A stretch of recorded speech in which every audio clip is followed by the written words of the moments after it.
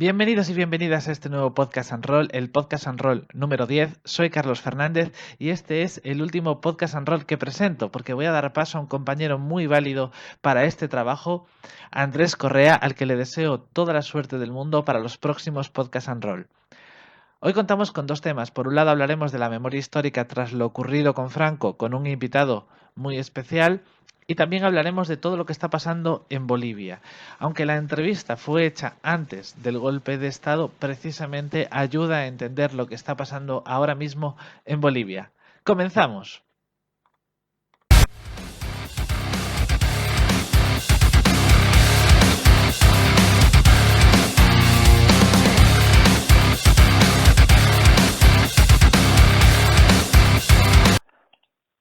Tal día como hoy, hace 138 años, nació el pintor antifascista Pablo Picasso. Tras huir de Francia, cuenta el periodista y escritor argentino Horacio Verbitsky que un oficial nazi le preguntó al allanar su casa en París si el Guernica, el cuadro que colgaba de la pared, era suyo. Y Picasso respondió: no, esto lo hicieron ustedes.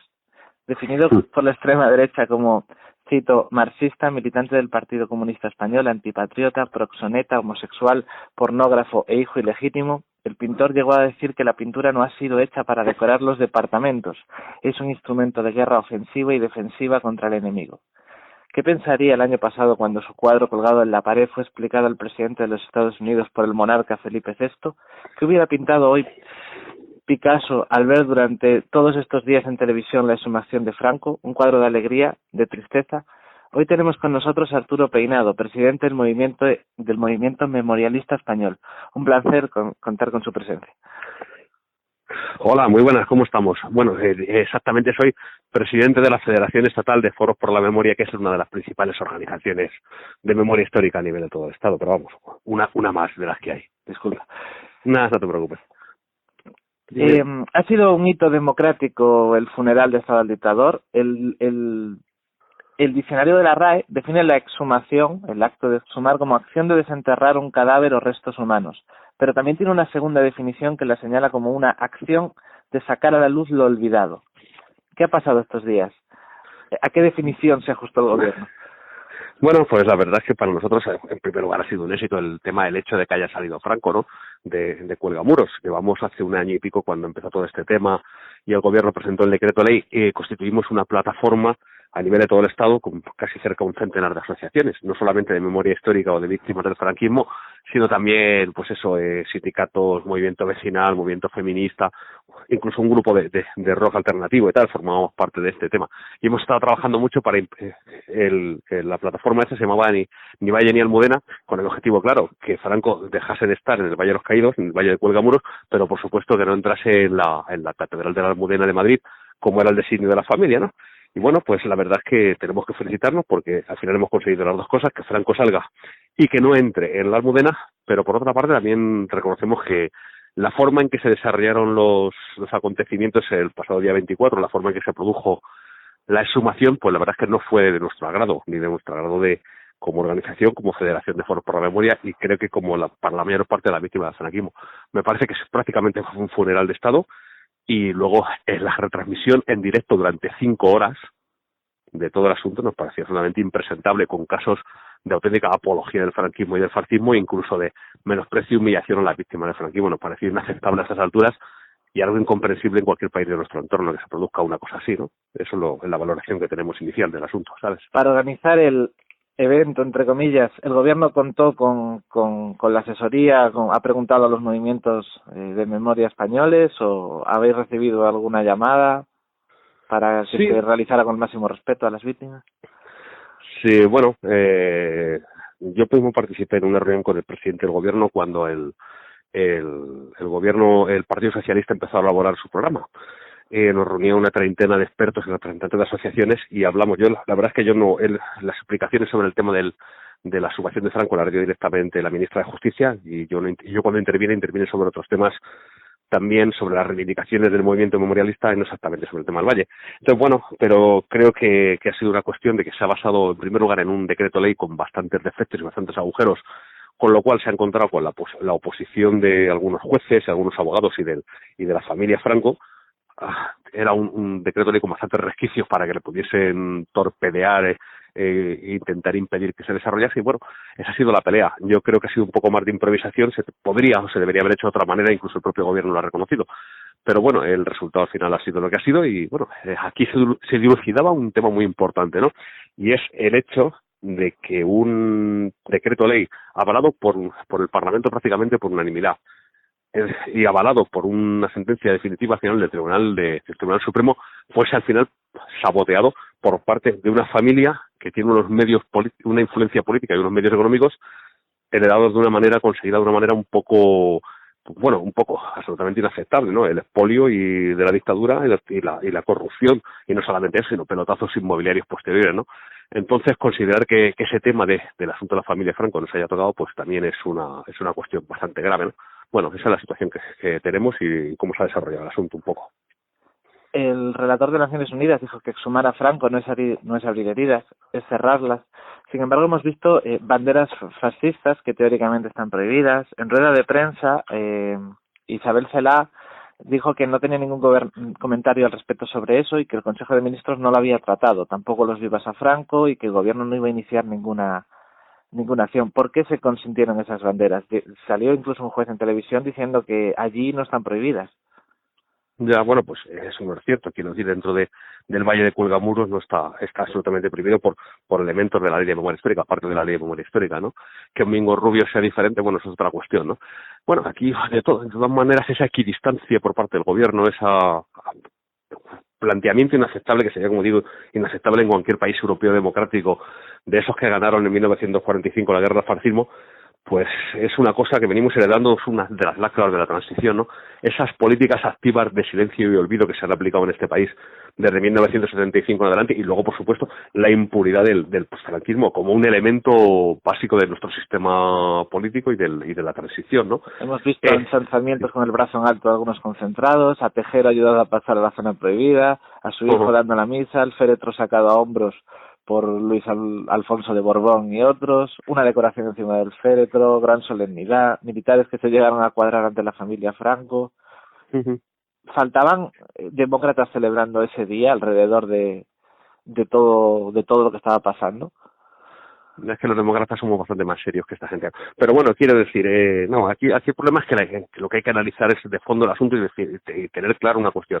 La impunidad del franquismo, no solamente la impunidad criminal de los asesinos y los torturadores, que han seguido medrando, continuando en puestos de la administración, del ejército, de la policía o de la justicia durante estos años, desde los 44 años que hace prácticamente de la muerte del dictador, sino que afecta mucho más elementos, ¿no? A esa manera de pensar de que el fascismo, la exaltación del fascismo y el franquismo es absolutamente una cosa normal. O sea, el tratamiento con normalidad que dan los medios de comunicación al franquismo es absolutamente una aberración. Tú imagínate, por ejemplo, un tratamiento igual, ¿no? Cuando se aprobó la ley el decreto ley por parte del gobierno, me parece que es junio de 2018, enfrente estábamos nosotros, la Plataforma contra la Impunidad del Franquismo, el Encuentro Estatal de Colectivos de Memoria, tal, y habría unas 200, 300 personas, y luego había una quincena o una veintena de franquistas con sus banderas, tal, y entonces los medios de comunicación iban de una opinión a otra, la opinión de las víctimas con la opinión de los verdugos. Tú imagínate algo si hubiese podido pasar algo parecido el día que se aprobó la ley de víctimas del terrorismo, que hubiese habido un grupo de tarras enfrente con sus banderas, allí en tal, gritando, y que la prensa se hubiese acercado a opinar, a preguntar su opinión, ¿no? Como si fuese igual de válida la opinión de la víctima del terrorismo con la opinión de los terroristas, ¿no? O el día que se aprobó la ley de violencia de género, que hubiese habido un grupo de asesinos de mujeres en la calle con sus banderas, tal, y que fuese normal acercarse a las mujeres agredidas o asesinadas y a sus representantes, y por otro lado a los criminales, ¿no? Acercarse de una manera a otra, porque las dos opiniones, los demócratas, lo bonito para los medios de comunicación son las dos opiniones, contrastar las dos opiniones. Me parece una cuestión, la normalización del franquismo en este país es una auténtica aberración intelectual que no se puede dar en ninguna otra parte de Europa, ¿no? El motivo de que realicemos esta charla responde sobre todo a una pregunta, que es qué hay que hacer con el Valle de los Caídos. ¿Cuál sería la salida ideal o la salida posible? ¿Un lugar de reconciliación? ¿Un lugar para tener memoria histórica? ¿Hay que demolerlo? ¿Hay que dejarlo olvidado? ¿Un memorial para las víctimas? Bueno, en primer lugar, para nosotros y yo creo que la inmensa mayoría de las asociaciones que representamos la memoria histórica de la víctima del franquismo, en lugar de reconciliación es absolutamente inaceptable. Quiero decir, los que defienden esa política, por el otro día, por ejemplo, la vicepresidenta del gobierno, un lugar de equiparación y reconciliación entre ambos bandos, bueno, deberían acercarse, por ejemplo, y contarles esa historia y ese planteamiento a la gente que lleva el memorial de Auschwitz o el Museo del Holocausto de Jerusalén o la Escuela de la Mecánica de la Armada de Buenos Aires, que se acerquen a Auschwitz y digan, oiga, conviertan este museo en un lugar de reconciliación entre los judíos y las SS. O en Argentina, entre los torturadores de la dictadura de Videla y los desaparecidos que avanzaban en helicóptero al Mar de la Plata. Reconcílense ustedes y hagan un memorial de reconciliación de las dos partes. Le mandarían a freír espárragos, y eso es lo que deberíamos hacer nosotros. Por lo tanto, la propuesta del memorial de reconciliación nos parece absolutamente impresentable e inaceptable. Otro, veríamos la posibilidad, en primer lugar, de dar una resignificación, pero absolutamente definitiva y profunda del Valle de los Caídos. Es una de las propuestas, no digo que sea la nuestra, ¿no? Pero sí, hombre, una línea de cambiar la significación completa del valle. Que deje de ser, como digo, un monumento a los verdugos y pase a ser un monumento a las víctimas de la dictadura, a los resistentes contra la dictadura y muy especialmente a los trabajadores esclavos que construyeron el Valle de los Caídos y que trabajaron para empresas públicas y privadas durante la posguerra, pues sería una posibilidad. Complicado de hacer, sí, habría que eliminar toda la parafernalia fascista del valle, habría que desacralizarlo y poner fuera, mandar a otro sitio a la congregación de benedictinos, que como decimos nosotros cada 20 de noviembre, benedictinos guardianes de asesinos, y bueno, pues a lo mejor incluso la posibilidad de eliminar esa cruz nacional católica, que no es una cruz cristiana, nosotros siempre decimos que es la cruz de Espartaco, ¿no? Es la cruz de la humillación, de recordar en el centro de España, clavada ahí en medio, que los que se atrevieron a moverse, los que se atrevieron a cuestionar quién lleva mandando en este país durante siglos, acabaron muertos y acabaron enterrados, y es una cruz de humillación. Entonces, bueno, pues habría que replantearse muchas cosas sobre el tema del valle. Es curioso porque yo soy de Vigo y hay un debate parecido en torno a una cruz, la Cruz del Castro, donde se puso por motivos franquistas y se quiere derribar de parte de los movimientos de memoria histórica. Sin embargo, se defiende que es cristiana y por lo tanto no cabe dentro de la memoria histórica, dentro de la ley.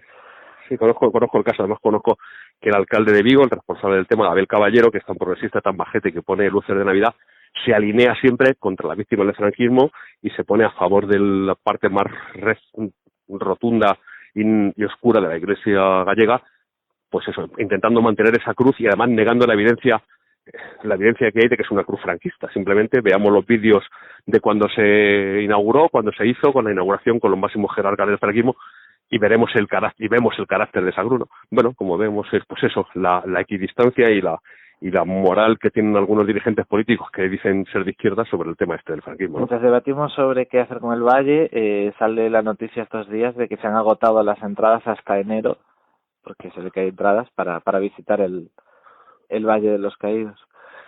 Sí, bueno, pues es normal también, quiero decir, hay mucho curioso en primer lugar, y luego mucha gente, pues eso, que está más o menos tiene una cierta vinculación al régimen. El régimen franquista aguantó muchos años, no también teniendo en cuenta de que tenía un cierto apoyo popular, respaldo popular, y lo que se ha heredado como franquismo sociológico fue un respaldo, 40 años de dictadura, pues con mucho estómago agradecido, mucha gente que desde el primer momento, por ejemplo, estuvieron vinculados al golpe o a la represión en lo que se dio en llamar el pacto de sangre entre los franquistas al principio de la guerra civil, y luego mucha gente beneficiaria de un elemento central que es para lo que era el franquismo, que es la corruptela y la corrupción, ¿no? Aquello de el enchufado, las recomendaciones, todo ese tipo de gente, al final durante 40 años crean una estructura. Entonces, pues bueno, sí, de franquistas y tal. Yo hace un año y pico estuve con un grupo de sindicalistas italianos y franceses haciendo un poco de guía en el tema, y lo llevamos al Valle de los Caídos porque habían venido a estudiar el tema de la pervivencia del franquismo, de los lugares de memoria en España, y la verdad es que estaban estupefactos, o sea, no se podían creer lo que estaban viendo. O sea, gente muy preparada, italianos y franceses, que cuando los llevamos allí, o sea, ni siquiera se habían imaginado por las fotos de lo que podía ser aquello. En torno al franquismo en nuestro país en la actualidad, por lo visto estos días, ¿cómo debería tratarse? Es decir, el Parlamento Europeo el año pasado propuso ilegalizar la Fundación Francisco Franco y participaron todos los partidos en esa votación, incluido el Partido Popular Europeo. el estudio del franquismo en las escuelas. ¿Cómo ves? Es decir, porque la Fundación sigue ahí. ¿Qué habría que hacer con la memoria? Como digo, yo creo que simplemente teníamos que homologarnos a los países democráticos de nuestro entorno que en 1945 derrotaron al fascismo, ¿no? Al fascismo y al nazismo. Por una cuestión fundamental, porque aquello es lo que se demostró de manera muy clara, es que para ser demócrata previamente hay que ser antifascista. No se puede ser demócrata sin ser previamente antifascista. Y las democracias europeas y incluso el proceso de construcción europea se construyó sobre la base de un acuerdo entre democristianos, liberales y también socialdemócratas y los comunistas que participaron en aquellos gobiernos. Nosotros simplemente nos gustaría que la derecha española fuese igual a lo que, no sé, una manera de ser derecha demócrata antifascista, como podía ser la derecha, los italianos de Gasperi, los alemanes de Adenauer, los franceses de Gaulle. Mira, nosotros ponemos de manera un poco surrealista el otro día en un acto en Guadalajara con los compañeros nuestros de Guadalajara, poníamos como ejemplo de cómo se tienen que hacer las cosas en políticas de memoria, y poníamos como ejemplo al gobierno de Angela Merkel, a Francia Sarkozy y a la Casa Real holandesa. O sea, no estamos hablando de Kim Jong-il o de Nicolás Maduro, de cómo hay que hacer las cosas. Hablamos, por ejemplo, pues eso, de cómo trató Angela Merkel los restos de Rudolf Hess cuando se empezó a convertir su lugar de peregrinación, en lugar de su tumba, en un lugar de peregrinación de los nazis. Llegó allí, se habló con la iglesia protestante, se demolió en 24 horas el monumento, se cogieron los restos, se quemaron y un helicóptero del ejército alemán lo lanzó al Báltico en 24 horas. Y después le dio una rueda de prensa. Compáralo conforme pasa, por ejemplo, como ha pasado aquí con la sumación de Franco, el proceso que hemos tenido, ¿no? El año pasado volvió al Parlamento el siguiente titular: PP, PSOE y Ciudadanos se unen para blindar otra vez la impunidad de los crímenes franquistas. El titular de prensa hacía referencia a que el Congreso decidió entonces no modificar la ley de amnistía para permitir que los crímenes del franquismo fueran juzgados. La propuesta nació de un colectivo civil y hablaba de que los juzgados y tribunales puedan enjuiciar e imponer penas correspondientes a las personas responsables de haber cometido delitos de genocidio, lesa humanidad, delitos de guerra y otras graves violaciones de derechos humanos. La ley de amnistía se ha convertido en un escudo para no enjuiciar esos crímenes. Es una ley de punto y final. ¿Hay que reformarla? Sí, es una ley de punto final. Directamente, además, se concibió desde aquel momento. Yo creo que a la izquierda política en aquel momento que tragó con ella, que la apoyó incluso en su momento, haciéndose eco de las manifestaciones por amnistía de los años 70 y tal. Bueno, en aquel momento tenían un objetivo inmediato, que era sacar a su gente de las cárceles y sobre todo conseguir que las personas que habían sido expulsadas de su puesto de trabajo y sancionadas, o sea, durante los últimos años del franquismo y los primeros de la democracia por organizar el derecho a la huelga, constituir las comisiones obreras y tal, bueno, pues en aquel momento la izquierda apoyó ese asunto y les colaron en el último momento 2 o 3 artículos en los cuales, pues bueno, se habla directamente de que los crímenes cometidos contra el derecho de gente por parte de funcionarios públicos quedaban amnistiados, ¿no? Bueno, pues nosotros hemos visto esa iniciativa, seguimos esa iniciativa en la cual los 3 partidos se negaron a modificar la ley de amnistía, pero nosotros consideramos que eso es una cuestión sencillamente urgente y necesaria. Pero no hablamos de derogación parcial de la ley de amnistía. Nosotros consideramos que hay que declararla nula desde su inicio, completamente nula, con un sentido, porque queremos revisar sentencias que se dieron en las cuales se aplica, y autos judiciales en los cuales se ha aplicado la ley de amnistía, y porque consideramos que lo que entonces se consideraban delitos y que fueron amnistiados por la ley de amnistía eran derechos fundamentales en la Constitución del 31 y en la Constitución del 78, el derecho de reunión, el derecho a asociación, el derecho a la huelga, la libertad de expresión, y por lo tanto, para nosotros no son delitos amnistiables. Considerar que son delitos y reconocer que se pueden ser amnistiados es reconocer la legalidad del franquismo.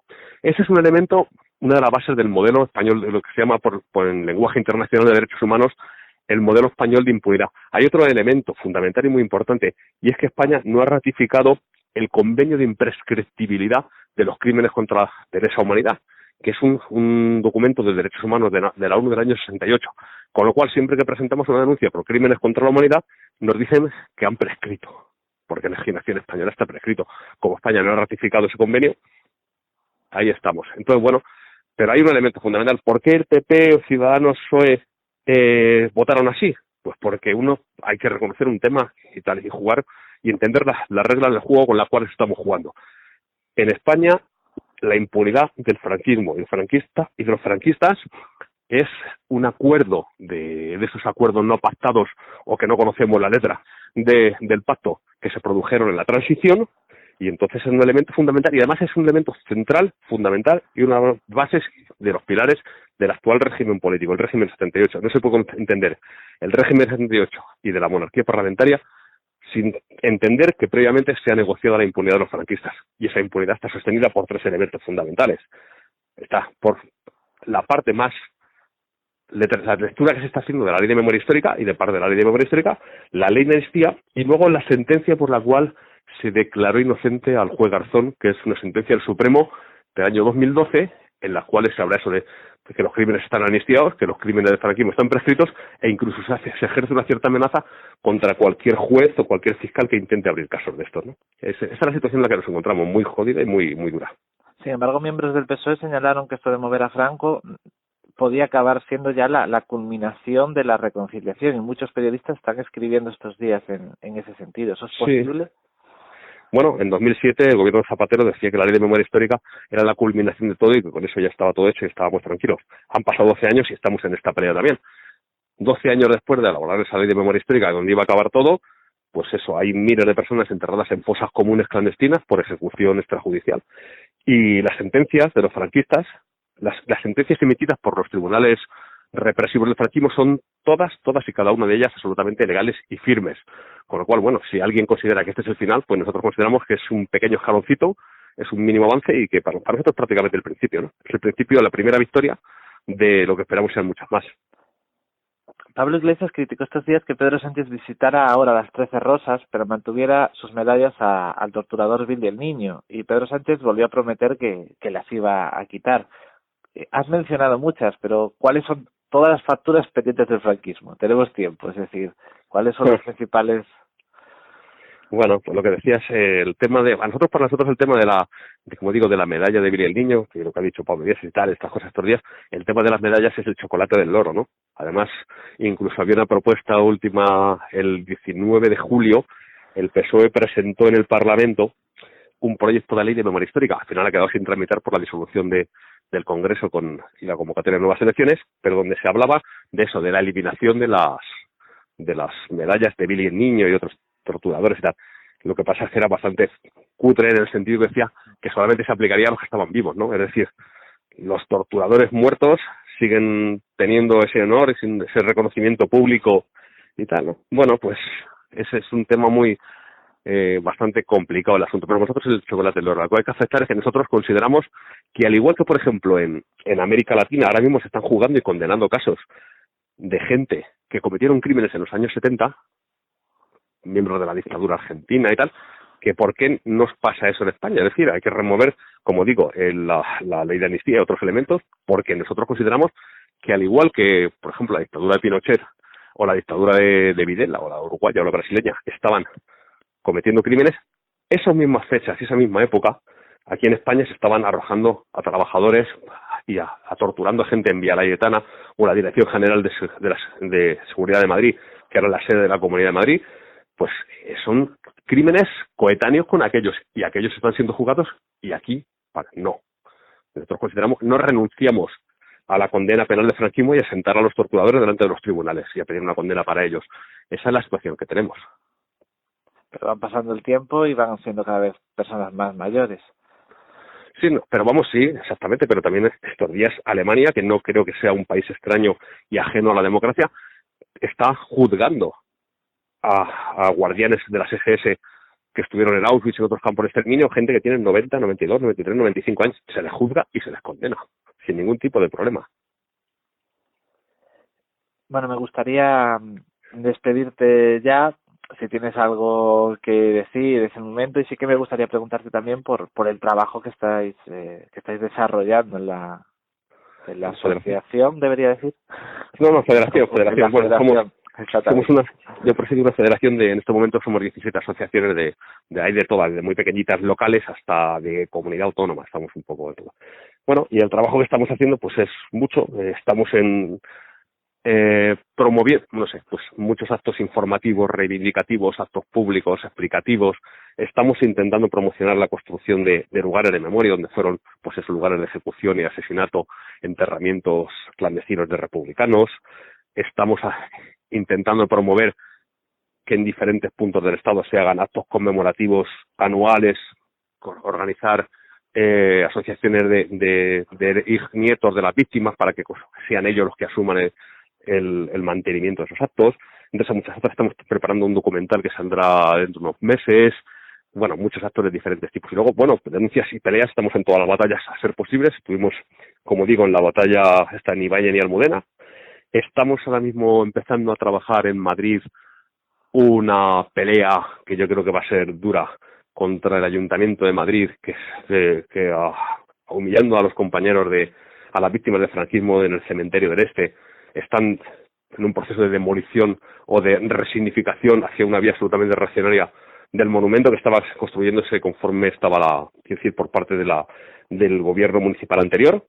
Va a haber muchas peleas, igual que hay muchas peleas locales en muchos sitios. Nuestros compañeros de Asturias están en unas batallas, los compañeros de Zamora, los compañeros de Toledo, los compañeros de Guadalajara, de Segovia, los compañeros andaluces están con el tema de Queipo de Llano y bueno, tenemos cientos de batallas y trabajamos todo lo que podemos, llegamos hasta donde podemos y hacemoslo, pero bueno, la verdad es que los resultados se están obteniendo muy poco a poco, pero es edificante. Permítame preguntarte, en Madrid, ¿qué diferencia notas respecto a un gobierno a otro? ¿Qué se hizo? Sí. Bueno, pues en el anterior gobierno había una parte del equipo de gobierno y parte del PSOE que fueron bastante proclives o bastante aceptables a las tesis y a las propuestas de la memoria histórica.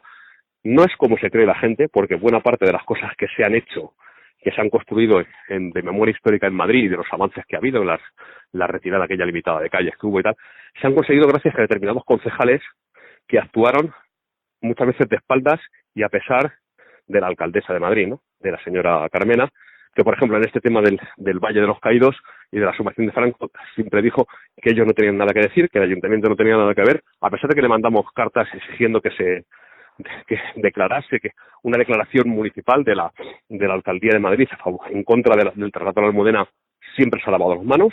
Bueno, se han hecho cosas, se han trabajado cosas y sí, hombre, notamos pues sencillamente porque esta gente es mucho peor todavía, quiero decir, mientras que en el otro ayuntamiento pues se nos podía oír y algo se avanzó a pesar de las políticas aquella del siniestro comisionado de memoria histórica que crearon Manuela Carmena, el presidido por Paquito Sauquillo, que ha sido un elemento absolutamente siniestro, de la forma en que se produjo el linchamiento contra la Cátedra de Memoria Histórica de la Complutense. A pesar de todo ello, este gobierno de Madrid, encabezado por el señor Martínez Almeida, es infinitamente mucho peor todavía. Bueno, la pelea va a ser más dura, pero bueno, ahí estamos. Además, cuenta con la connivencia de lo que es la Comunidad de Madrid, que es lo que hay. Cuando dices que algunos concejales se ayudaron, no pones ningún nombre, ¿quieres poner algún nombre? Pues, bueno, podemos hablar, por ejemplo, del tercer teniente alcalde Mauricio Valiente, que hizo un trabajo, gracias a él y con el apoyo de Carlos Sánchez Mato, con el apoyo de determinados concejales, que fueron, vamos a decirlo así, fueron los apartados por parte de la señora Carmena a la hora de continuar en su proyecto político, por decirlo muy finamente. Bueno, pues muchísimas gracias por participar en el podcast del Estado.net. Esperamos contar contigo en el futuro. Cuando queráis, sin ningún tipo de problema.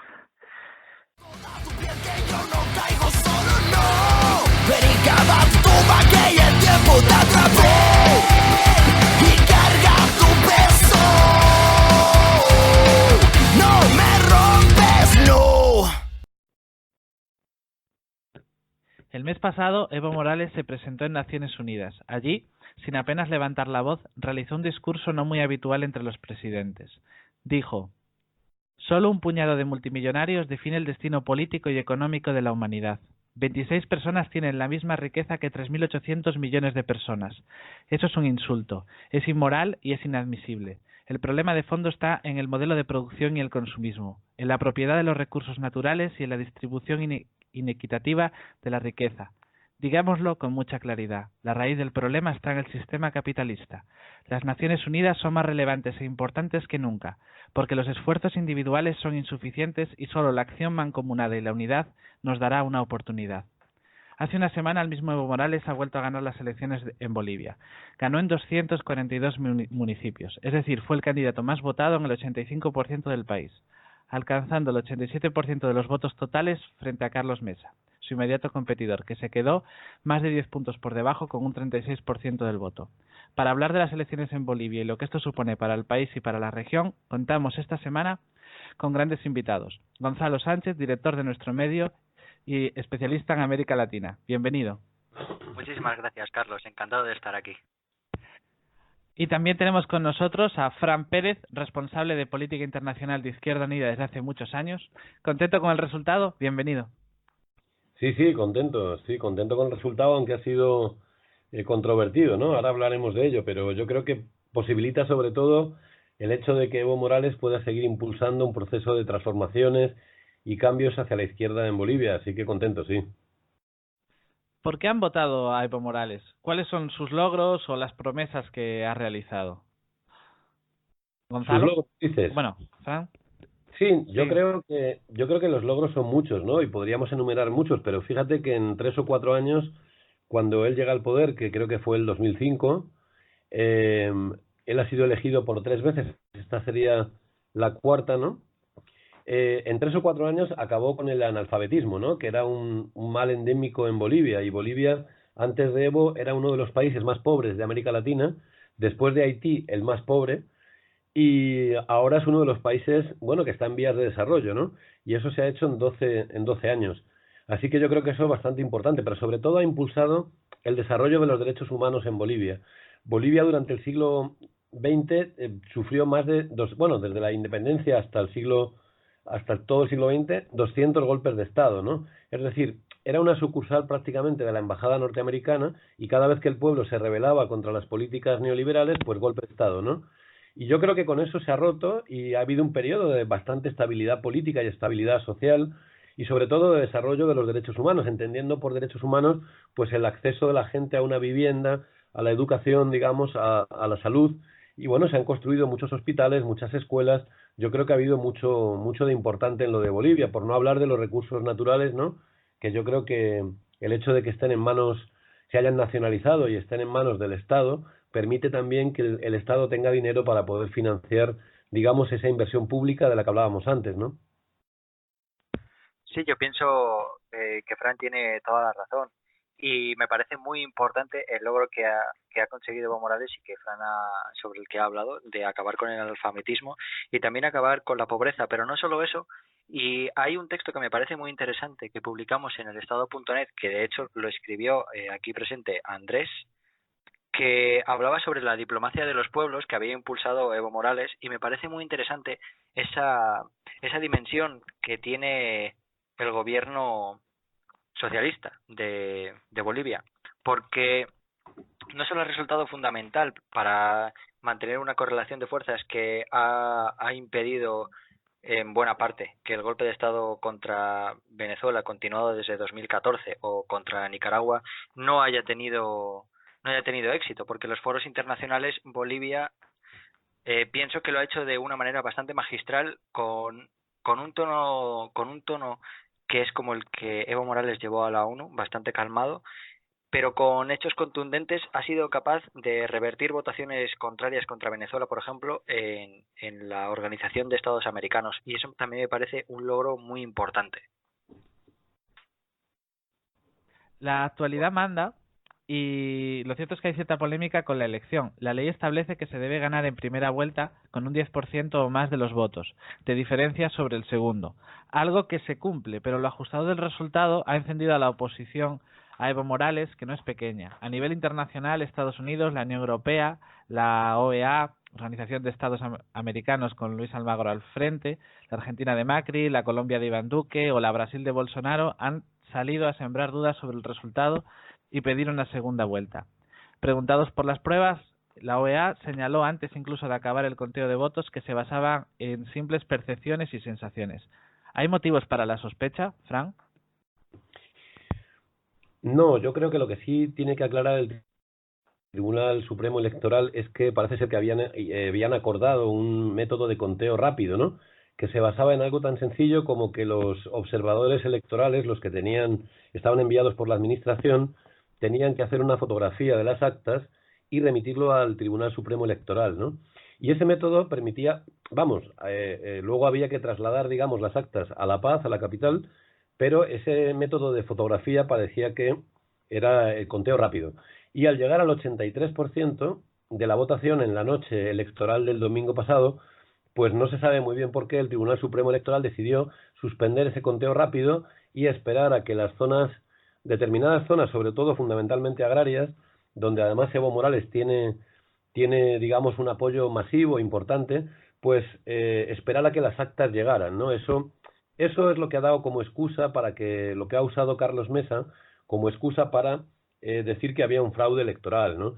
Yo creo que no hay demasiadas pruebas, o por lo menos Carlos Mesa no ha demostrado nada, porque yo me he estado informando y la ley electoral boliviana permite hasta 5 días al Tribunal Supremo Electoral para anunciar, digamos, el ganador o los resultados definitivos, ¿no?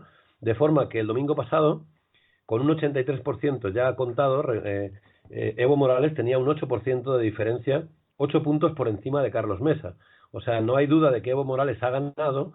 Lo que pasa que la ley electoral, efectivamente, como tú dices, lo que dice es que o se gana por el 50% de los votos más uno, y Evo tenía un 46% ya entonces, el domingo, entonces no llegaba al 50%, o la otra opción era que el primer candidato, si pasaba del 40% y le superaba en 10 puntos al segundo, entonces se proclamaba, digamos, presidente en primera vuelta y no hacía falta pasar a segunda vuelta, ¿no? Entonces, bueno, aquí lo que ha sido claramente una operación montada, yo creo, de Carlos Mesa, es que ha salido diciendo que no reconocía resultados cuando veía que le faltaba prácticamente 2 puntos a Evo Morales para ser proclamado presidente, ¿no?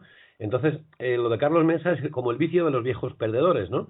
Es decir, que ellos van a jugar la partida, pero si pierden, entonces dicen que no aceptan los resultados. No, si tú te presentas para que un Tribunal Supremo Electoral diga quién ganó, no para que lo digas tú mismo, claro, ¿no?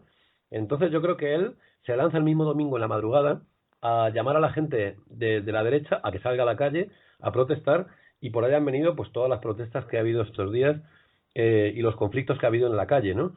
Pero yo creo que, ya digo, es el viejo perdedor, el vicio del viejo perdedor, ¿no? Que por un lado quiere aceptar las reglas, si gana él todo bien, pero si pierde él, entonces monta el pollo, protesta, denuncia, y yo creo que no tiene mucho gollete el tema, porque los resultados han sido anunciados dentro de los 5 días que tenía el Tribunal Supremo Electoral. Es verdad que Evo gana, según la ley electoral boliviana, justo, porque gana, le ha metido como 10,56 puntos, es decir, por un 0,5, pero es suficiente. Por menos ganó George Bush en Estados Unidos, ¿no? Es decir, ahora, lo que menos entiendo es que el tipo pide ya pasar a segunda vuelta. Dice, bueno, oiga usted, si usted no está de acuerdo con el resultado, como mucho, podría pedir una auditoría, un recuento de los votos, pero no puede usted pedir pasar a segunda vuelta, porque no se demostró que haya habido fraude en ningún momento, ¿no? Sobre la actuación de la Organización de Estados Americanos, que se supone que es el principal árbitro diplomático que existe ahora mismo en el continente americano, y que su posición debería ser siempre de concordia y no de ponerse descaradamente solo con una de las partes y encima manipulando la realidad boliviana. Porque, como bien ha dicho Fran, los datos electorales se pararon al llegar al 83%, pero interesadamente han confundido las actas transmitidas con las actas verificadas para aumentar ese porcentaje hasta casi el 90%, para señalar que no, la tendencia era irreversible, que por otra parte también habían dicho que después de ese periodo de tiempo que el Tribunal Supremo Electoral se tomó para dar los resultados de las actas que venían del ámbito rural, en las que Evo Morales tiene mucho más apoyo, había sido para cambiar la tendencia, y la tendencia no había cambiado, simplemente se había consolidado. Si Evo Morales ya había conseguido un 46% del voto, incluyendo las zonas donde no es tan querido políticamente, en el ámbito rural, que supera muchísimo la media nacional, que faltaban 850.000 votos, era bastante fácil que Evo Morales consiguiera un 30% de ellos. Entonces, me parece que ha sido una manipulación para intentar a ver si se podía haber desarrollado un escenario golpista como el que se intentó en Venezuela, solo que en este caso es con Carlos Mesa en vez de Juan Guaidó, aunque muy acertadamente la elección de Carlos Mesa porque tiene mucho en común con Juan Guaidó, por ejemplo, vínculos con el narcotráfico. El Tribunal Supremo del país, así como los observadores internacionales, sí validaron el proceso electoral. De hecho, el eurodiputado español Manu Pineda, que viajó al país como observador internacional, habló de un proceso electoral impecable del que he sido testigo, dijo. El presidente Evo Morales asegura que la respuesta estaba planeada desde hace meses. ¿Hay que sospechar entonces de la rápida respuesta de esos países, como está señalando Gonzalo? La respuesta es una prueba, porque ni siquiera han esperado a los resultados oficiales y tampoco han aceptado la propuesta de Evo Morales de volver a contar acta por acta, que lo ha propuesto, y eso se ha silenciado. Yo considero que Estados Unidos, los gobiernos turnistas de Estados Unidos y las oligarquías locales de los países de América Latina habían apostado por un cambio de ciclo después de los golpes de Estado, ya fueran militares o mediante el lawfare, a Honduras, Paraguay, Brasil, Haití y otros países del continente para imponer un cambio de ciclo que han vendido como si fuera orgánico, o porque la izquierda gobierna mal y esos pueblos gobernados por la izquierda se han cansado y han apoyado otras opciones, cuando no es verdad. Porque, por ejemplo, nadie votó por Micheletti, nadie votó por Michel Temer, por ejemplo. Entonces pienso que después de la victoria de López Obrador y la victoria de Evo Morales, que Nicolás Maduro siga allí, eso está impidiendo que ese cambio de ciclo hacia la derecha que querían se esté dando, y por lo tanto ellos no quieren perder esa oportunidad después de todos los recursos que han estado invirtiendo, no solo mediáticos sino también económicos. Yo creo que por eso esta estrategia estaba planeada desde bastante tiempo antes, y es precisamente por ese motivo por el que se han movido tan rápido, sin esperar a ni siquiera los resultados ni un posible recuento de los votos que se podría haber hecho. Fran, como has dicho, el líder opositor no reconoce los resultados y denuncia un fraude gigantesco. Que el presidente diga que esto estaba planeado es bastante grave, ¿no? Sí, yo creo que estaba planeado porque, fíjate, yo fui siguiendo un poquito la campaña electoral y, claro, la gestión de Evo Morales es tan clara que ha sido positiva, aunque ha tenido sus errores, lógicamente, pero su balance es muy positivo, ¿no? O sea, ahora mismo se está industrializando el país, un país que era prácticamente minero y agrario, ¿no? Entonces se está construyendo plantas termoeléctricas, se está construyendo, digamos, por una vez alguien está pensando en la mayoría social y quiere desarrollar económicamente al pueblo, ¿no? Y a la nación plurinacional. Lo que había antes era que las transnacionales, entre ellas las españolas y otras de otros países, llegaban a Bolivia y les daban los neoliberales prácticamente los contratos de extracción y de comercialización, y el país se quedaba muy poquito de las regalías, digamos, de los impuestos por barril de gas o de petróleo, ¿no? Entonces, Evo, al nacionalizar los recursos naturales, lo que consiguió fue, primero que gran parte de las regalías de esos impuestos suben de precio porque el Estado pone el precio. Y entonces, si las transnacionales quieren llevarse barriles de gas o de petróleo o extraer, digamos, los recursos naturales de Bolivia, tienen que pagar más impuestos. Y eso ha sido muy importante para que el Estado tuviera dinero para hacer inversión pública y políticas públicas, digamos, que desarrollaran los derechos humanos, ¿no? Entonces, claro, la gestión es tan buena que ahora mismo el crecimiento de Bolivia, el crecimiento económico en términos de PIB, de Producto Interior Bruto, está en un 4,7. O sea, es de los más altos de América Latina, y la región tiene un 1,6, digamos, de media de desarrollo económico. Esto hablando casi incluso en términos neoliberales, ¿no? Lo del PIB a ellos les gusta mucho. A nosotros nos gusta que haya crecimiento económico, pero que además ese crecimiento se redistribuya en forma de inversión y de servicios públicos para que los ciudadanos, para que el pueblo y los trabajadores, digamos, tengan acceso a los derechos sociales, ¿no? Entonces, como la gestión era tan buena, ¿qué hizo el señor Carlos Mesa? Bueno, atacaba a Evo diciendo que Evo era un golpista, un autoritario que se quería perpetuar en el poder, que era un candidato ilegítimo porque perdió un referéndum el 21 de febrero del año pasado. O sea, ha estado, digamos, intentando deslegitimar a Evo Morales, pero no entraba nunca a plantear cuáles eran sus propuestas neoliberales, porque todos sabemos que si se las cuenta al pueblo de verdad, pues no le van a gustar, ¿no? Entonces, él mismo ya advirtió de que iba a haber un fraude en la propia campaña, que Evo le decía eso: bueno, si tú crees que es una campaña fraudulenta, no te presentes. Lo que no puedes es presentarte y decir que va a haber fraude antes de que suceda, ¿no? Pero claro, él lo avisaba para que, llegado el domingo, lo pudiera anunciar, ¿no? Porque sabía que iba a perder. ¿Por cuánto? No lo sabía, pero sabía que la derecha siempre tiene encuestas, ¿no? Privadas de grandes grupos, ¿no? Y sabían que iban a perder probablemente y entonces tenían que intentar acabar con Evo de mala manera, pues anunciando un fraude electoral, pidiendo repetición de elecciones, que en este caso ni eso, pero sí que han pedido pasar a la segunda vuelta, porque en segunda vuelta, al existir dos derechas más minoritarias, el señor Carlos Mesa cree que podría, digamos, sumar a esas dos derechas minoritarias y poder ganar a Evo en la segunda vuelta.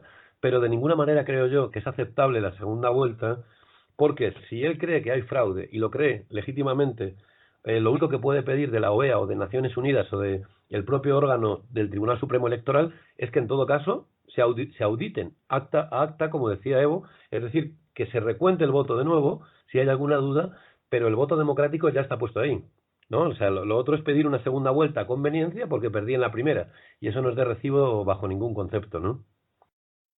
Lo que dices de Mesa es curioso porque en su programa, que me corrija Gonzalo si me equivoco, sí lleva a incluir rebajas de impuestos a los que más ganan, la privatización de la privatización para la llegada de empresas estadounidenses en la gestión de recursos naturales del país, la reducción de derechos laborales para un mayor empleo temporal, mayor movilidad, un aumento de la edad de jubilación, pero el discurso que ha hecho en campaña es más cercano a Evo, diciendo que iba a garantizar ciertos programas sociales impulsados por Evo Morales.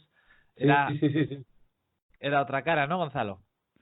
Sí, exacto. Yo pienso que Carlos Mesa, como bien ha dicho Fran, sabía que si comentaba de verdad el programa electoral que él iba a aplicar en el gobierno, hubiera tenido muchísimo menos apoyo. Por lo tanto, lo que ha intentado con ese discurso, apoyado por los medios privados en Bolivia, que son mayoría y tienen el mayor espectro comunicativo del país, un discurso que se acerca bastante a Evo Morales, porque él ha entendido, Carlos Mesa, que en el campo progresista boliviano hay mucha gente que sigue apoyando el proyecto de Evo Morales, como hemos visto, pero que le gustaría un cambio de caras. Yo pienso que es por el relato neoliberal que existe, que identifica mayor democracia con intercambio de caras en el poder, que para mí no tiene ningún tipo de sentido, porque yo pienso que la democracia representativa es de baja calidad y la participativa es de alta. Lo principal es que los ciudadanos puedan participar directamente, sin depender siempre de los partidos políticos, en los asuntos públicos del Estado.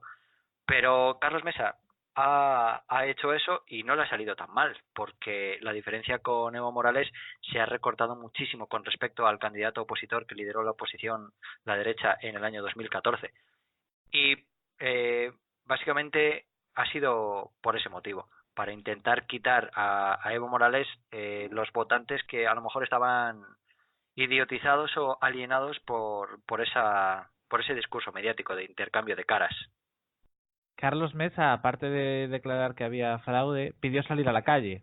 Evo Morales, en principio, su partido, el Movimiento Socialismo, dijo que no iba a entrar en la confrontación y que iba a aguantar humildemente las protestas. ¿El país corre riesgo de protestas violentas o de aislamiento internacional tras estas elecciones? Fran.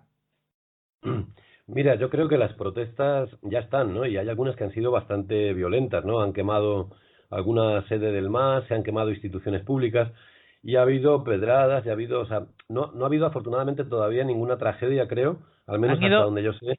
Han ido, perdona, también contra movimientos sociales que consideraban cercanos al gobierno. Sí, ellos están en una estrategia, digamos, violenta. Yo creo que sin ninguna duda violenta, ¿no? Porque no pueden sacar a Evo del poder, digamos, por las buenas, pues bueno, saquémosle por las malas, ¿no? Y claro, Carlos Mesa necesita demostrar ante la comunidad internacional que el pueblo, o al menos una parte del pueblo, cierto pueblo, digamos, está indignado, ¿no? Pero claro, es él el que ha hecho el llamamiento a manifestarse y a protestar y tal, con lo cual tendrá que hacerse responsable político de los disturbios, ¿no? O sea, antes hacías alusión, fíjate, a un tema interesante, y es que, efectivamente, Evo, claro, lleva 12 años gobernando, entonces ha acusado cierto desgaste de estar en el poder, eso no hay ninguna duda, ¿no? O sea, es lógico también. Y luego, una cosa que decía una joven en televisión, en Telesur, que pude ver, la joven decía, bueno, es que yo el único presidente, porque tenía 18 años y votaba, ¿no? Por primera vez. Y decía, es que yo el único presidente que he conocido es Evo Morales. Es decir, puede haber incluso una cierta juventud que quiere un cambio simplemente por el cambio de caras que decía antes con con bien acertadamente Gonzalo, ¿no? O sea, a veces creen o tiende a creer una parte del pueblo que la alternancia en los caretos o en el cambio de partido significa a veces un cambio político de calado, y a veces no es así, a veces sí y a veces no, depende, ¿no? Pero fíjate que yo creo que ahí hay que hacer un poco de autocrítica, o tendría que hacerlo el propio Evo. ¿En qué sentido, no? En que el propio Evo fue el que levantó a Carlos Mesa. O sea, Carlos Mesa era un político ya, de hecho ya es un político de cierta edad, mayor, ya había sido presidente del país 2 años, y de hecho dimitió porque hubo una movilización popular en contra de privatizaciones, y él, bueno, tuvo que reprimir, porque esta es la medida que toman siempre los neoliberales. Entienden que negociar con el pueblo que se moviliza no es positivo, y entonces tuvo que sacar, como él dice, a la calle a la policía, y consecuencia de eso hubo decenas de muertos. No recuerdo si eran 50, 60 o 70, pero hubo decenas de muertos y él tuvo que presentar la dimisión, ¿no? Entonces era un político bastante amortizado. Pero es verdad que dentro de la derechona boliviana no era de lo más derechista, digamos, o de extrema derecha, porque ahí hay un ganado de mucho cuidado, ¿no? Entonces el propio Evo, yo creo que con intención en parte de dividir a la derecha, y en parte de demostrar, digamos, un cierto sentido democrático, lo nombró, o si os acordáis, portavoz de la campaña Bolivia por el mar, ¿no? Y claro, Carlos Mesa aprovechó, digamos, esa portavocía que se le había brindado, se hizo como el amiguete de Evo Morales, daba una imagen como de cercanía a Evo, mientras duró la campaña del mar. Pero según se acercaban las elecciones, claro, Carlos Mesa, ¿quién fue el candidato presidencial más fuerte de la derecha? Carlos Mesa, ¿no? Yo creo que ahí también la izquierda tenemos que sacar lecciones, y una lección es que a la derecha ellos nunca lo harían, o sea, ellos nunca le hubieran dado esa portavocía a Evo Morales, ¿no? Sin embargo, esta bondad que a veces tenemos en la izquierda no conduce muchas veces a nada más que, porque ellos sí tienen muy claro su sentido de clase, digo la derecha, ¿no? Para quienes trabajan, cuál es su trinchera. Nosotros, no digo que no la tengamos, pero a veces creemos que cediendo espacios públicos a la derecha se gana más democracia, en fin, más diálogo social. Todo eso yo creo que es un error, ¿no? Y eso creo que hay gente en Bolivia que lo reconoce como una autocrítica, ¿no? Evo apuntaba a Gonzalo en un artículo en nuestra web que se dejaba 500.000 de votos respecto a las anteriores elecciones y que la oposición subía 700.000 votos. Teniendo en cuenta un escenario en el que la oposición ya tiene un líder claro y Evo va a tener que ser reemplazado, va a tener que buscar reemplazo, ¿es posible que en poco tiempo sí pueda haber un cambio de gobierno? ¿Quién quiere responder? ¿No es todo tan bonito como pueda parecer ahora mismo para el MAS? ¿Respondo yo? Adelante. Vale, pues yo creo que esa es otra autocrítica que tiene que hacer el movimiento al socialismo de Evo Morales, porque evidentemente el desgaste del que hemos hablado ahora, Fran y yo, existe. No es un desgaste que haya sido peligroso, porque Evo Morales ha ganado en la primera vuelta y eso ya es espectacular, liderando un proceso socialista que tiene a los medios de comunicación masivos, no solo de Bolivia, sino del mundo, en contra. Es algo para aplaudir, pero si nos fijamos en los números, si profundizamos un poco, hay 500.000 de votos menos para Evo Morales. Lo que ha conseguido en el poder legislativo es, creo que son 2 mayorías, Carlos, ahora no lo tengo claro, pero mayoría en el Senado y mayoría en el Congreso por los pelos, cuando antes sobraban como 14 o 15 escaños de mayoría absoluta, y eso responde evidentemente a un hiperliderazgo que lleva siendo la cara visible para lo bueno y para lo malo desde el año 2006, incluso antes, porque las protestas que acabaron con Carlos Mesa, que ha recordado ahora Fran, fueron lideradas por Evo Morales cuando era un líder sindicalista cocalero, y ya tenía en ese momento a todo el aparato, a todo el andamiaje mediático neoliberal en contra. O sea, lleva soportando unos ataques brutales desde hace muchísimo tiempo, y eso pasa factura. El problema que yo veo es que Bolivia no tiene cuadros que puedan sustituir a Evo Morales a día de hoy, por lo que yo pienso que el MAS de cara a 2025, que ahora parece que está muy lejos, pero en política y sobre todo para crear cuadros que puedan sustituir el liderazgo de un proyecto como el proyecto socialista de Bolivia, no es mucho tiempo.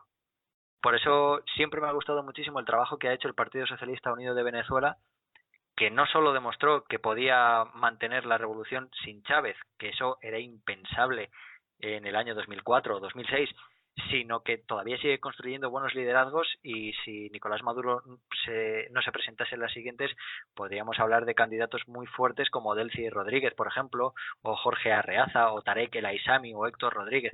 Sin embargo, en Bolivia, ¿quién está? Podría estar Álvaro García Linera, pero lleva de vicepresidente el mismo tiempo que Evo Morales de presidente, por lo tanto no es una opción porque ha sufrido el mismo desgaste.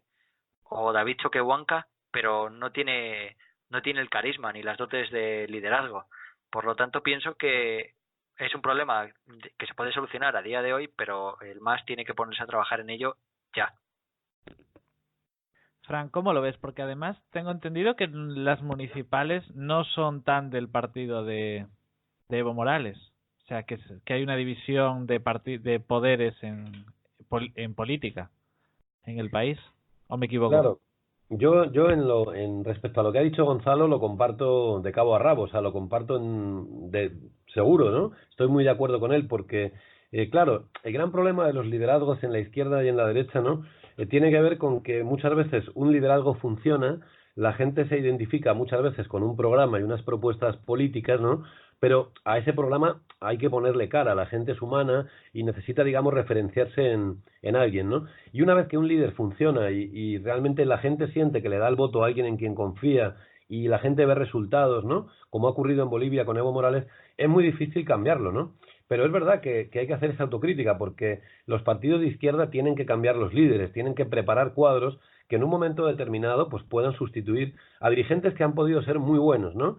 Y que han funcionado muy bien, pero que la política es muy dura y efectivamente, como decía Gonzalo, los ataques que ha sufrido Evo son tan increíbles, ¿no? La prensa boliviana está, sobre todo la privada, claro, tan en contra de Evo Morales, Estados Unidos, algunos países europeos, que al final incluso gente humilde, gente que confiaba en Evo y que a lo mejor lo pudo votar 2 o 3 veces, resulta que dice, no, bueno, tienen razón, porque no puede seguir siempre en el poder, ¿no? A mí me hace gracia ese argumento de eternizarse en el poder porque creo que es muy falso y que la derecha siempre lo emplea cuando los líderes populares y democráticos, digamos de la izquierda, ¿no? Funcionan, pero no se lo aplican nunca a ellos mismos, ¿no? O sea, es curioso porque mientras Felipe González estuvo 13 años gobernando, nadie le decía que se eternizaba en el poder. Simplemente la gente pensaba que era un buen candidato, tenía una votación mayoritaria y, bueno, pues se le respetaba y era legítimo el resultado. Ha pasado lo mismo con Angela Merkel, que debe llevar ya pues por lo menos 12 o más años gobernando y nadie la cuestiona porque recibe el voto popular. Entonces, ¿por qué hay que cuestionar a Evo Morales, ¿no? Y luego fijaros, o sea, Evo le saca 10 puntos a Carlos Mesa. ¿Por qué no va a ser presidente? O sea, en Europa, en la mitad más uno de los votos ya basta para gobernar. Y aquí, sin embargo, digamos en América Latina, los representantes del socialismo han promovido constituciones tan democráticas que precisamente para evitar la perpetuación en el poder, para evitar, para que sea muy clara la victoria, y se le meten términos tan democráticos como que hay que sacarle 10 puntos al siguiente. O sea, eso aquí sería en Europa una cosa perfectamente normal. Se gana con la mitad más uno de los votos, se convierte en candidato y ya veremos quién le vota en el Parlamento, ¿no? En fin, no sé si me estoy explicando, ¿no? Sí, de hecho, Luego cuando... en las municipales termino con eso, sí, es verdad que hay la fragmentación política es mayor, porque a veces existen partidos, como también aquí en España en algunos sitios, que son partidos locales o regionalistas, ¿no? Que también juegan políticamente en las municipales. Y luego la derecha, sobre todo, tiene un nivel de fraccionamiento muy grande en Bolivia, ¿no? Y mientras que el MAS prácticamente tiene a casi toda la izquierda, digamos, nucleada en torno a las siglas del MAS y al liderazgo de Evo, ¿no? No toda, porque hay pequeños grupos y partidos minoritarios, pero sí es verdad que nuclea mucho más, digamos, a los cargos públicos, concejales, diputados. Y luego, respecto a el Senado y el Congreso, es verdad que ha ganado Evo Morales allí y, curiosamente, respecto a eso, ni Carlos Mesa ni la OEA dicen nada. Parece ser que esa votación no les preocupa. O sea, el Congreso no ha sido cuestionado ni el Senado en esos resultados y lo que van es a la cabeza de Evo pues para intentar descabezarle, ¿no?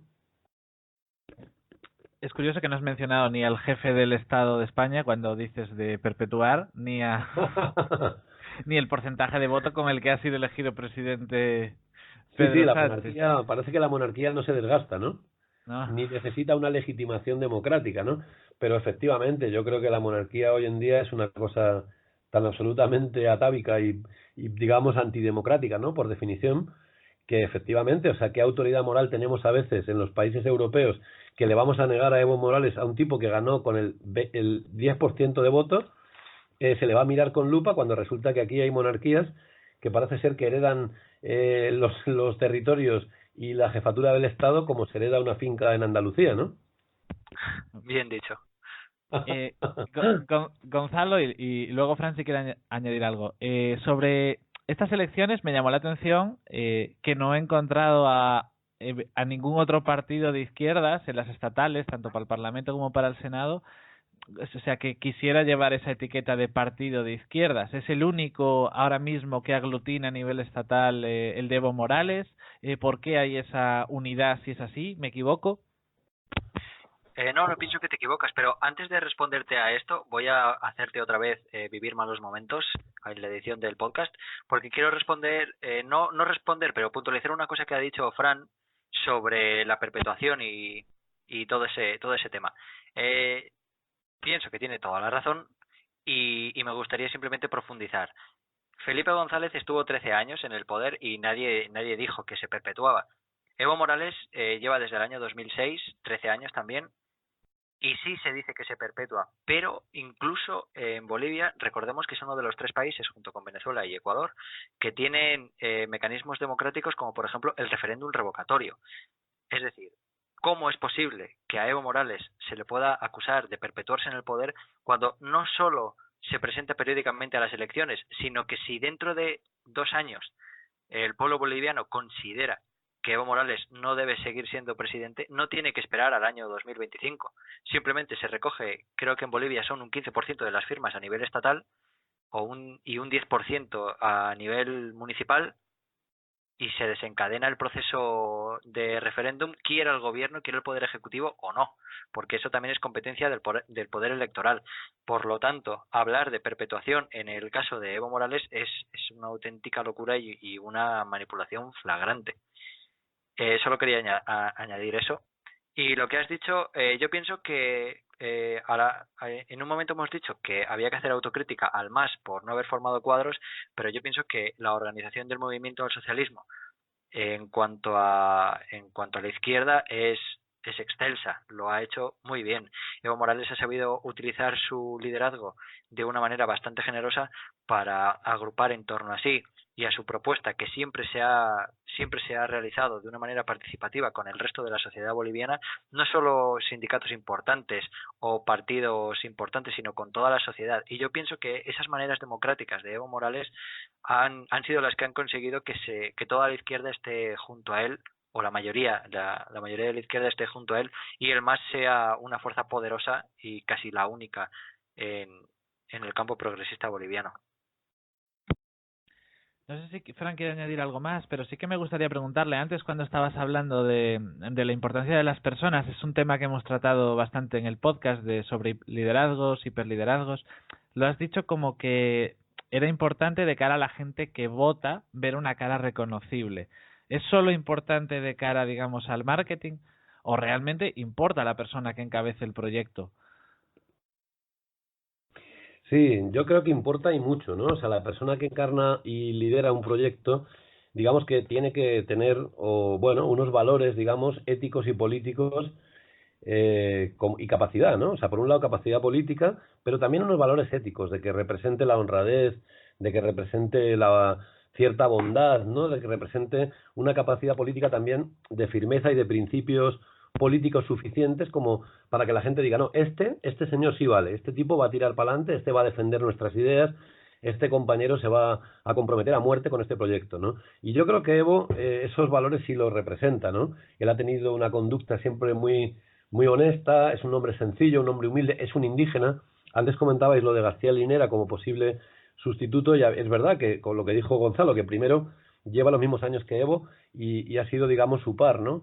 Pero sobre todo es que un blanquito, digamos, yo no sé si en Bolivia, hoy después de Evo, tendría en la izquierda, digamos, capacidad de liderazgo, ¿no? Porque quizá es necesario, no hemos hablado además de esto, ¿no? Otra de las cosas positivas que ha hecho Evo Morales es que ha liderado una política pública, digamos, de lucha contra la discriminación de los indígenas, ¿no? Y hasta que no llegó Evo, eso no sucedía. Un indígena en Bolivia era un tipo a pisotear, ¿no? Era un hombre que no valía nada, no tenía derechos, no tenía un reconocimiento en la Constitución, digamos, de sus costumbres, de sus tradiciones, de su propio folclore, gastronomía, en lo cultural también, ¿no? Entonces, yo creo que hoy en día haría falta en Bolivia, pues, y supongo que lo organizará el MAS a partir de ahora, porque es cierto que el ciclo de Evo terminará con este mandato, pero tienen que construir nuevos liderazgos y para dar continuidad al proyecto político, ¿no?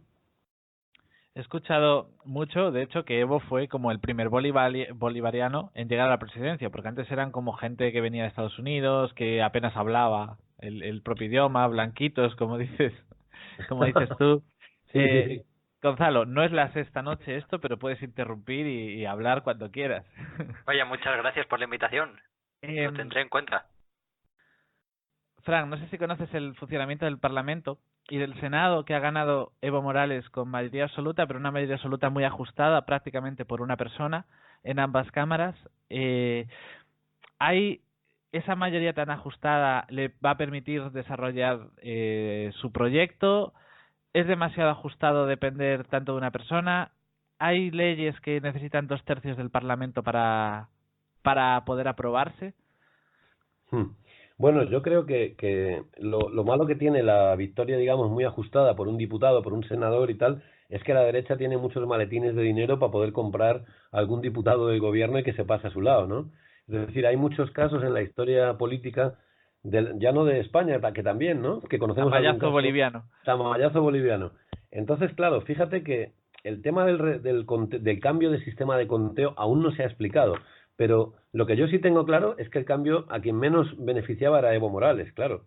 Entonces, ¿qué pasó ahí? No sabemos. Pero ha habido una dimisión. El vicepresidente del Tribunal Supremo Electoral dimitió y no ha dado ninguna explicación, ¿no? Entonces, yo creo que ahí el MAS por eso necesita que los diputados sean hombres íntegros, ¿no? Sean hombres honestos, sean hombres, digamos, que destierren a la palabra corrupción y que tengan una conducta muy ética, ¿no? Yo en eso espero que el MAS, pues como espero siempre en la izquierda, hayan elegido a gente que aparte de tener capacidad política tengan una, digamos, honestidad a prueba de balas, ¿no? Porque la corrupción es el arma que usa siempre la derecha cuando pierde, ¿no? Y pueden intentar corromper a un diputado, a un senador. Entonces, claro, van a gobernar, digamos, menos cómodamente, aunque tengan, digamos, los efectos de que podrán aprobar leyes y todo eso. Lo de los 2/3, sinceramente, yo no lo sé.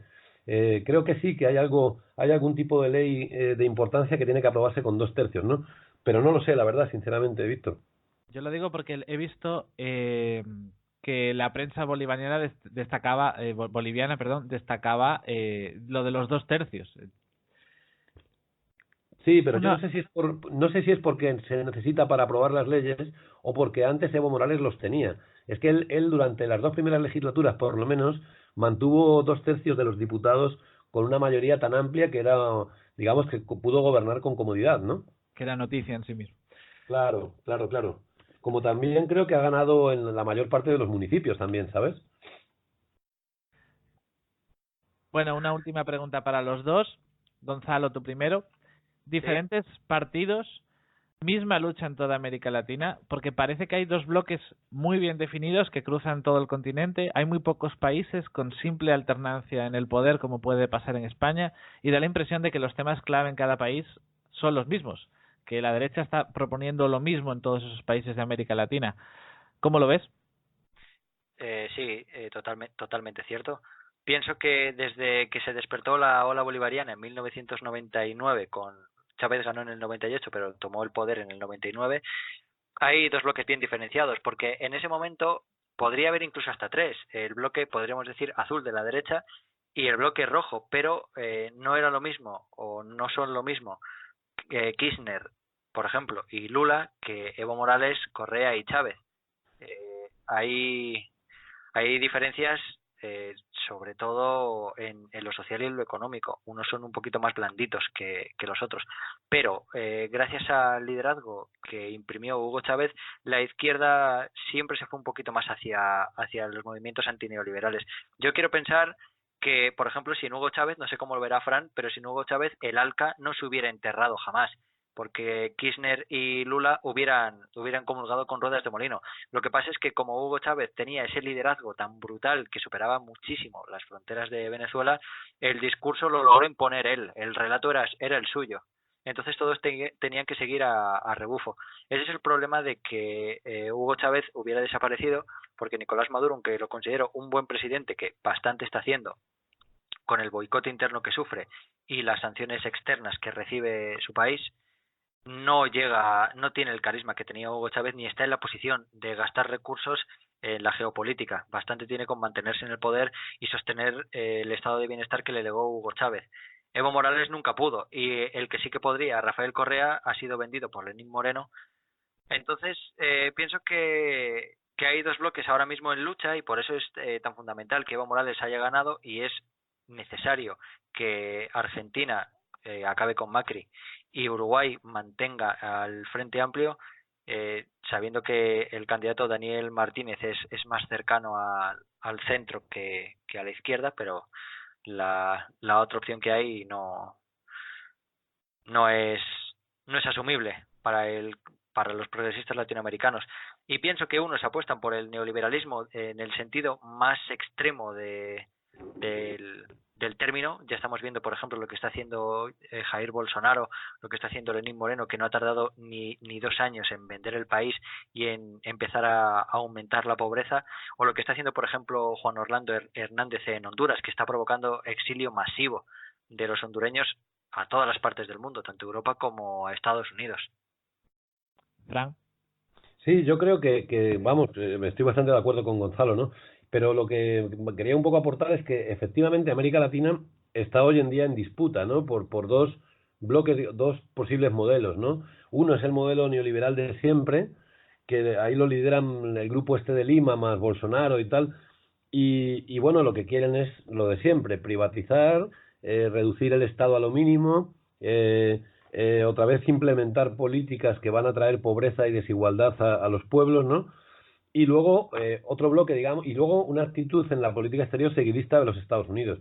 Y luego el otro bloque, que efectivamente tiene matices porque es un bloque más de izquierda con centroizquierda, pero que es un bloque que lo que quiere es, digamos, impulsar proyectos democráticos y populares que tengan en cuenta la mayoría social, que tengan en cuenta a la clase trabajadora y que no hacer políticas para las élites, ¿no? Y es verdad que en ese bloque hay dos grupos, uno más moderado, digamos, que puede ser el propio Alberto Fernández, también el Frente Amplio de Uruguay, y otros más revolucionarios, que serían los que ha dicho Gonzalo, ¿no? O sea, Bolivia, Venezuela, Cuba, Nicaragua y tal vez Correa cuando recupere el gobierno en Ecuador, que lo recuperará, ¿no? Pero lo bueno es que está en disputa, que los neoliberales ya decían hace unos años que, bueno, ya se acababan los gobiernos del cambio, ya se acababan los gobiernos populistas que llaman ellos, que yo prefiero llamar populares en tanto en cuanto quieren desarrollar proyectos para el pueblo, ¿no? Y no son lo mismo, no es lo mismo ser populista que ser popular. Ser populista también hay gente de derecha populista, como fue Perón, por ejemplo, ¿no? Entonces lo bueno es que hay una disputa que se está haciendo con malas artes por parte de la derecha y de Estados Unidos, y malas artes son las que antes contaba Gonzalo al principio del podcast, que era, pues por ejemplo, la lawfare, o sea, el impulsar, digamos, montajes judiciales falsos contra dirigentes de izquierda para aniquilarlos, digamos, y que sean vistos por el pueblo como corruptos cuando son gente, digamos, honesta, que ha hecho un trabajo político de importancia, ¿no? O también intentos de golpe de Estado, o también golpes de Estado ha habido varios, blandos y no tan blandos, y en los últimos tiempos lo que estamos viendo es que el pueblo, en esos gobiernos neoliberales, se está rebelando contra, en el caso de Ecuador y el caso de Chile son muy claros, y la represión es la respuesta de la derecha, ¿no? Entonces yo creo que hay un buen momento en América Latina porque el pueblo está dispuesto a luchar. Y otro día hablaremos de Bolsonaro, pero ese ya es un personaje, digamos, muy peligroso a batir también, porque es un fascista, ¿no? Bueno, pues hasta aquí el programa de hoy. Muchísimas gracias por haber venido. Encantadísimo he estado yo, por lo menos, así que lo he pasado muy bien. Yo no he ido a ningún lado, pero también lo he pasado muy bien. Muchas gracias por invitarme, Carlos. Y nos vemos en otro programa. Muchas gracias, Carlos.